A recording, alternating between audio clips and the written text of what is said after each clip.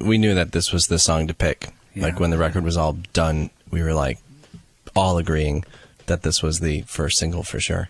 It was the last song written that was on the record, and so it kind of seemed like maybe it was the motivating kind of focus point for the next tour and that kind of stuff. It was the last song. I would have guessed it was the first song. It actually wasn't on the record when we delivered it to Columbia.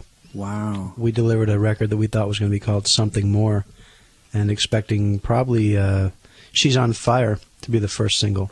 That's the single we're actually going to come out with now, but wrote Drops of Jupiter thereafter, and the rest is history. So tell me how that happens then in the process. I mean, you've got an album you're delivering, but there's obviously still some energy there that's not quite fully explored, and you know, oftentimes when a band finishes a record, there's still something left to be done. They feel like it's not quite all out yet, and it seems like that was the case with you guys. We're always writing and coming up with ideas. You know, when we're in rooms like this doing radio shows or sound checks or wherever we basically have our instruments on. Whenever our tour manager doesn't say, "Come on, we gotta do this!" Make it snappy! Yeah.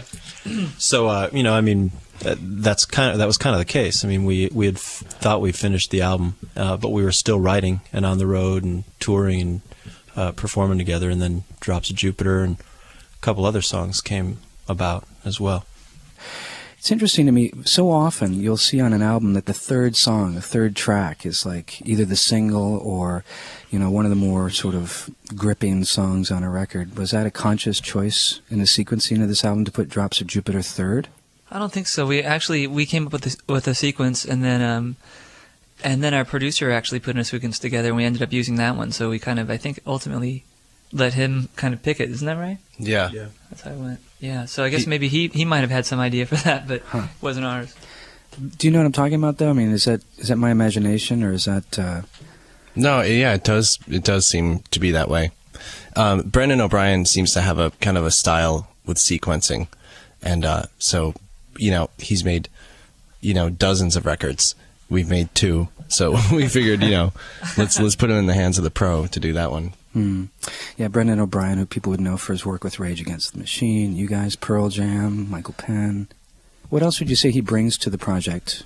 We spent about 2.5 weeks writing the record, and then he came in and sat down with us, and we performed our songs for him. And he, what did he do? He kind of encouraged us. You know, he brought the best out of us for sure. He didn't seem to like want to manipulate anybody too greatly. You know, try to turn us into different musicians that, you know, suit his style or taste or anything like that. He just seemed to like watch us play for a while and kind of encourage us to be more of who we are.